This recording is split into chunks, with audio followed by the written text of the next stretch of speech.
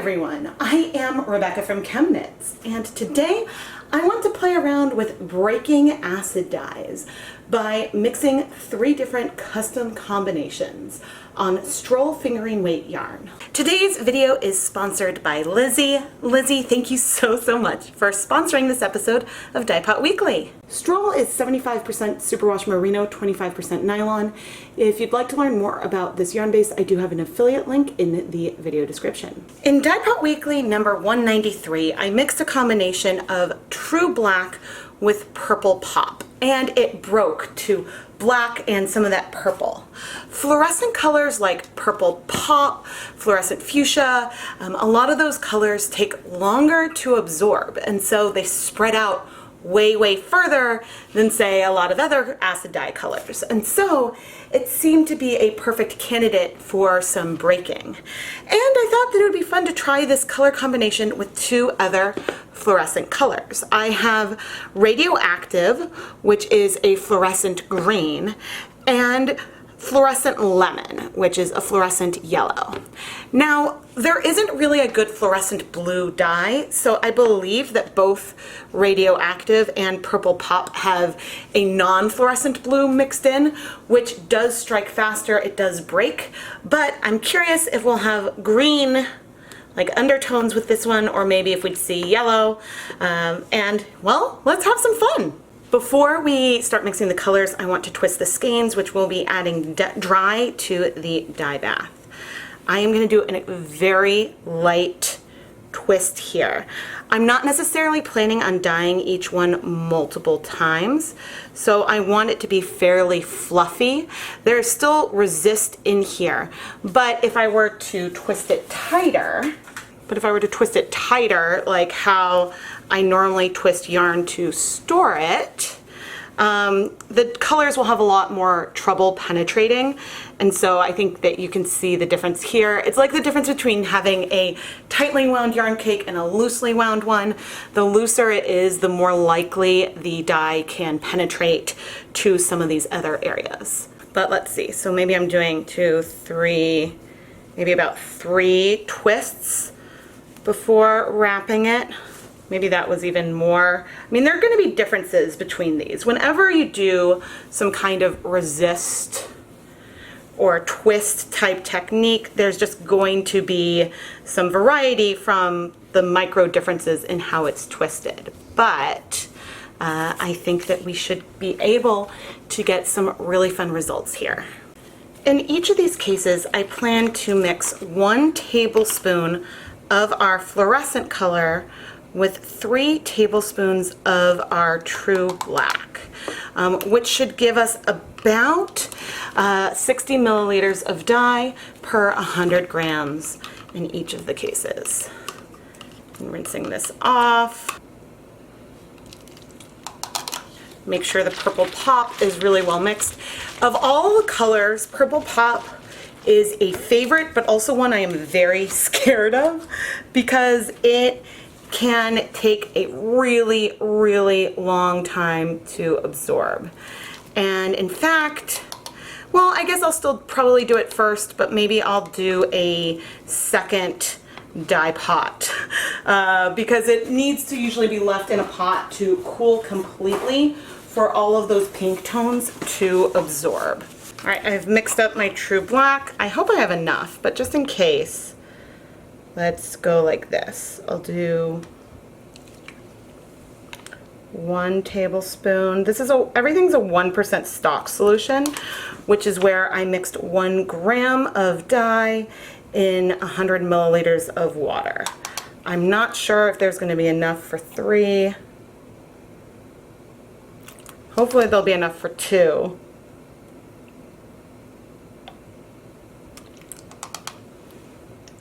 Oh.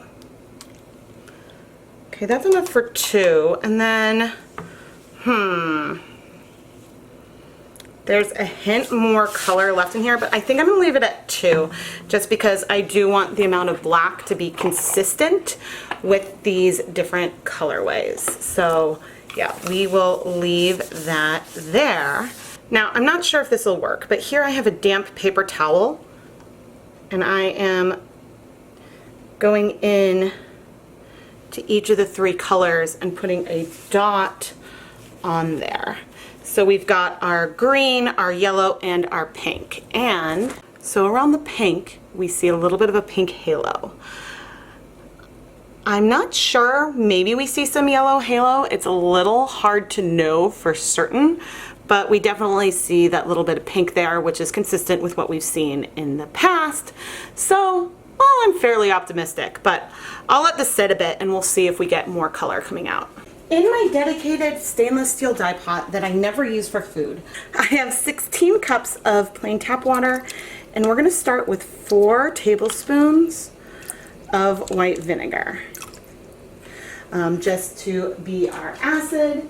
And I'm going to go ahead and add, this is our black and purple pop, and I'm gonna go add some water to this cup so we can use up this remaining dye.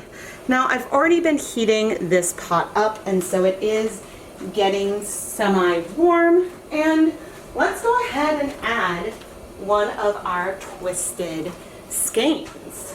All right, here is one of our twisted skeins, and I am gently pressing it down. In general, I find that Stroll is very absorbent, so you can see that did not take a lot of effort for me to press it into the pot. And there's so much dye here that, well, we can't see the yarn at all right now, so we have pretty much no idea what is happening. But we're gonna let this heat up some more, and I think we'll come and check back in 20 minutes. Oh, it just came floating up towards the surface. I'm really hoping that we do see some breaking, and overall I'm just really excited. I know that our sponsor Lizzie really liked this color combination from the other video, but I really wanted to play around with some different pops of fluorescent, so we'll see how this goes. If you would like to learn more about how you as a viewer can sponsor an episode of Dyepot Weekly, you should check the ChemKnits Creations Etsy shop for a listing with more details. Slots do tend to sell out pretty quickly, so if you're interested in being on a waiting list, send me a message on Etsy and I will message you once I re-release the listing. Well, the first one is going. I just started heating up a second pot of 16 cups of water. I'm adding, once again, 4 tablespoons of white vinegar. These are Salt brand multi-pots that I got at Bed Bath & Beyond. I don't have an affiliate link or anything, but I love the pots so much. To this one, let's add our black and green mixture. And since it's not yet warm, I am just rinsing the cup in the water there, but once this heats up a bit more, then I'll come and add our skein. Here's an update on that little swatch I did. I'm still not sure if there's a difference between that yellow halo in the green and the yellow, but they're certainly different from the pink. Okay, we're definitely not as hot as our purple pop pot, but there's some movement. We've got some heat in here, and I am going to add our yarn. I'm curious what the color is going to feel like. Just gently dipping, not trying to press too much. But the combination of the green and black actually gives us this very mossy army green color. Just enough until it sort of keeps itself a bit submerged. And yeah, I will also leave this for about 20 minutes with the heat on so it can continue to heat up. It's only been 13 minutes on this skein, but I see some like different greens and stuff in there. The water is looking greenish, but yeah, I'm curious to see where that goes. But, and forgive the strange angle, maybe I'll temporarily put everything on low to make it a little less steamy. But here you can definitely see we've got some pink in with that dark color, and the water is very much pink. I can't even Yeah, there's a lot of pigment in here. It doesn't look like a ton from the spoon, but I can see a lot of pigment down in the pot still. So I'm gonna want to leave the heat on a bit longer, but I'm very excited to open up both of these. I mean, this one needs more time as well. Maybe, and I'm sorry it's so steamy, which makes it hard to see. Okay, I am going to go ahead and add another 4 tablespoons to our purple pop mixture. I'm going to do nothing to the green until its 20 minutes are up to give just the colors time to do what they're going to do. I'm doing my best to not touch it as much as possible, but it is very steamy, and I am going to put the heat back on to medium heat for both of them, which will just make it more steamy. After all this time that has passed, you can see we've got pink in the pot with our purple pop. I'm going to turn that heat off and let this now cool completely in that pot. Our green mixture, on the other hand, is currently telling a different story. Maybe not vastly different, but in that amount of time we do see some greens there, but most of this color has absorbed. I debated whether I should do the yellow in this same pot, but I think I might hold off and wait. And let's go ahead and add 4 tablespoons of white vinegar into this pot as well. And I could give it more time with the heat, but I think, I think I'm tempted to just turn off the heat in here as well. The pot will remain hot for a long time, but we'll see if this color will absorb. Now, these fluorescent colors might take longer to absorb onto the twisted skein than it might if I had just dip dyed and the non-twisted skein of yarn, just because with it twisted and with those resists there, the dye has less access to all of the fiber at once, so it can just take more time. But I will wait until either this clears or cools. The pink I'm going to let cool completely, and then we'll start prepping for our yellow mix. Here's the purple in a little better light so you can just see how much pink is left in there. After a couple of hours, the bath is a lot cooler. The green is not completely clear, but it's getting close, and ooh, do you see what I see? That looks so cool. All right, we will unwrap this in a moment. But before we do that, I do want to go ahead and dump this, replace the water, so we can get started with the yellow. You might notice a little bit of a ring of black in the pot. I did not scrub the pot. I just, switched the water. So we started with 16 cups of water, and I'm going to add our 4 tablespoons of white vinegar, which is the same as how we started for the other 2. And now I'm going to pour in, then rinse out the cup, our yellow and black mixture. And I'm really curious what this hue is going to be like. So maybe it's a little less greenish, maybe it's a little more brownish from what we saw last time, but we'll see, and I am very curious. For reference, the purple pop is clearing really nicely. It just definitely needs some more time. So here is our paper towel from before, that's clearly our purple pop. This is our green and our yellow, and they're still looking pretty similar.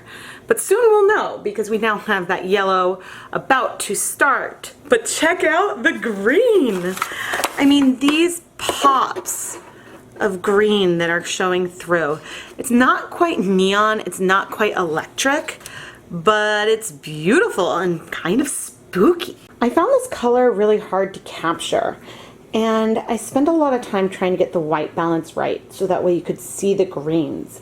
I think that the black is so deep that it washes out the green somewhat, but this looks so cool. All right, now let's open it up. There's still some warmth in here, and you can see that we've got these patches from where the color didn't penetrate, and it's sort of a longish stripe. It's not necessarily all one round, but that's just because that's the yarn that was more twisted towards the interior. But We've got a lot of great color coverage here, and I'm really excited. There we go. One of the reasons why this worked so well is that the colors broke. We have this black with the green that's spread out from it. Now, if you wanted some more coverage, you could twist it up and do a second time with the exact same color mix if you wanted to bring slightly more balance to it. But I think that it's unique and fun. And so today, I'm going to leave this as it is. But in the future, maybe we should consider trying the same color and doing a twisted skein multiple times using the same color mix each time. That could be fun. This type of colorway could be asymmetric, by which I mean that there could be more of a certain pigment at one end of the skein than the other, or you might see some transitions versus having totally even color coverage throughout. But it's not necessarily a gradient either. It's just there could be longer patches of pastels and more patchy dark patches that sort of oscillate. It really does depend on the skein. One way that you could test this further is by re-skeining the yarn, and that will sort of allow you to look at the skein in order to get a sense of how even the color coverage is. However, I'm not planning on re-skeining the yarn today. I want to leave them as they are dyed and compare the 3 final skeins in the end. But for the first one we've opened up today, I am thrilled. If the colors didn't break, we would have a lot more white right now. But oof, this is beautiful. All right, here we go. We've got movement on the surface like we did the last few times. And we've got our twisted skein. And popping it on in. So right away, I can say this feels similar, just less green.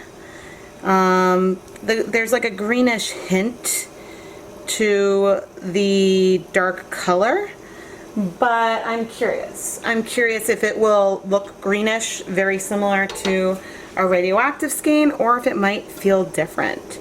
But anyway, we'll come back in 20 minutes. I'm reducing the heat so that way we can see better. But we have basically cleared. What I don't know and what I can't tell is what color we're seeing here. Certainly it's yellowish. Is it greenish? I don't know. I am very curious. It might just look greenish. I don't know. But actually, we can go ahead and turn off the heat, and I'm going to leave the yarn in here to cool. And just like the others, we'll add another 4, maybe a little more, but another 4 tablespoons of white vinegar. I don't want to move it around a ton, but now we're going to leave it to cool completely or until the water is basically clear. I think there's a big chance that this one is going to look super similar to the radioactive one. I mean, I guess it all comes down to what color that yellow really is left in the pot, but if black has a bit of bluish into it, and in the past from glazing, yellow overlaid with a little bit of black looks kind of green. So, okay, I just have to be patient. I know for you guys, you'll get to see what it looks like opened up really soon, but for me, I'm gonna have to wait a couple hours. So I'm struggling a little here, but yeah, I'll be back after it's cooled. The yellow has cooled off. I don't know, that's looking kind of green to me. Huh, yeah, it looks kind of green. I'm going to be very curious to compare this to the other one and to make sure I can still tell the two apart. But the dye bath is actually almost completely cleared, and yeah, it looks super similar to me. But you know who's going to look very different? Miss Purple Pop. Ooh, look at that. Look, just that little pink halo is beautiful. All right, we're gonna go take a closer look at these and then unwrap them. So I can't say this is super surprising, but the yellow is really similar to the radioactive. Fairly indistinguishable, and in fact, I think, well, let me squeeze out the water. The hue could be slightly different, but our paper towel, don't forget, we had the green and the yellow. maybe there's a tiny bit of a difference, but it's so subtle compared to the pink. And I think that if I were to do purple pop versus fluorescent fuchsia, they would probably be very similar to one another. Okay, I just went and squeezed out more of the water. Let's open up our lemon skein. And, you know, it might be different. It's probably a hair different. Like here, this is very olive green, and we have some of those olive green notes, but then we do have a brighter yellow. So I think, and this does have some brightness in some areas, but they definitely are more, like, they feel more like that black tone. So let me try side by side. Yeah, the difference is really, really subtle though. Really, really, really subtle. But the overall effect is similar. I'm gonna put the purple reusable nylon zip tie on the yellow. All right, and let's look at our purple. And this one, we will know that we can keep this one apart. Ooh, this is gorgeous. This worked great. Again, the colors might not be coming through great on camera, but this is stunning. Lizzie, I hope you're so excited. All right, so we've got our purple pop, our fluorescent lemon, and our radioactive. I think the fluorescent lemon feels a little bit more like acidy than the radioactive, which feels more olive green in it. But whew. Okay, yeah, so it's green zip tie on the green, purple on the yellow. In case I need to remind myself later. But let's go wash the yarn. All right, let's start with the purple pop. And quickly, just to see I'm not seeing bleeding, let's add some soap. Hopefully there's not bleeding. I am washing cool, so I just want to do a quick bleed test for all of them. That's not bleeding. That is awesome. So I will be rinsing out all of the soap, putting the yarn through my spin dryer, and hanging it up to dry. And we'll check the other two colors momentarily. I think the key with a lot of fluorescent colors is that less is more, and it is possible to overdo it. Yeah, just right here, the fluorescent lemon really does feel more like a radioactive color, but the two pair really nicely together. It's a very, very subtle difference, and I'm seeing no bleeding. So I'm gonna finish with a bit of dish soap, wash this, hang it to dry, and we'll come back and look at the finished yarn. Well, here we have it. We got really great color coverage on all three of these colorways, which is surprising to me because oftentimes I like to do these twisted skeins 3 times in order to get the maximal color coverage. There are 2 reasons why we got such excellent color penetration and depth and coverage on these skeins. One is that we twisted these skeins really loosely, so that way there was a lot of surface area and the dye would have an easier time accessing the yarn. If we did a tighter twist, there would have been more resist and it would have been harder for the dye to access more of the yarn, and we would have seen a lot more white behind. The second reason is that we picked a mixture of a fluorescent dye, which are dyes that I know take longer to absorb. They tend to penetrate further. They require more time. And so again, with this resist, even if we had a little more resist, we still probably would have seen the breaking and a bit of halo of these brighter colors, just because since they're not going to bind to the yarn as fast, they're able to travel further. The mixtures with black worked so well, and I'd really like to play with this more in the future, maybe bringing in fluorescent fuchsia or fluorescent safety orange. Really, we played with colors today that, well, 2 of them are mixtures with blue, and there's not really a good blue fluorescent dye. I sometimes will use Frozen as like a neon blue, but it strikes fast and it's definitely not fluorescent.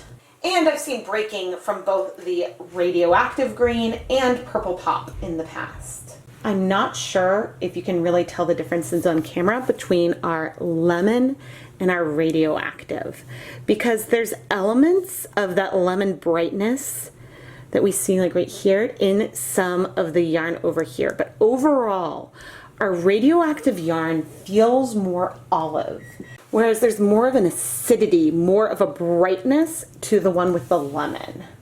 I think that these are two skeins where you would probably notice a difference if you were knitting with one and then just abruptly switched to the other. They're definitely not identical, but they are so close that if I don't label them and just looked at one, it would be really hard to tell what colors were used to dye it. Lizzie, thank you so much for sponsoring this episode of Dyepot Weekly. I'm going to send you this colorway because I know that you really like this color combination. But I have to say, if I was going to pick a favorite of the three, it would be hard. I'm really happy with the results of all three. Would you like to see me play with the other fluorescent colors I mentioned with black with this kind of technique? Or should I mix fluorescents with other deep colors like navy, dark purple, deep purple, there's some forest green. I think a lot of things could mix with these combinations where even say maybe the purple pop and forest green, it might still have an overall green reed, but with some hints of pink around it. That could be cool if that worked. Let me know combinations down in the comments that you think I should try out. I keep track of your comments and questions and suggestions to draw from in the future as I'm making new episodes. And I do my best to try to reply to comments. Sometimes it might take me a little while, but I really do read all your comments and try to respond to questions as fast as I can. Make sure you're subscribed and you have your notifications turned on so you don't miss a new video. I am Rebecca from ChemKnits, and thank you so much for watching.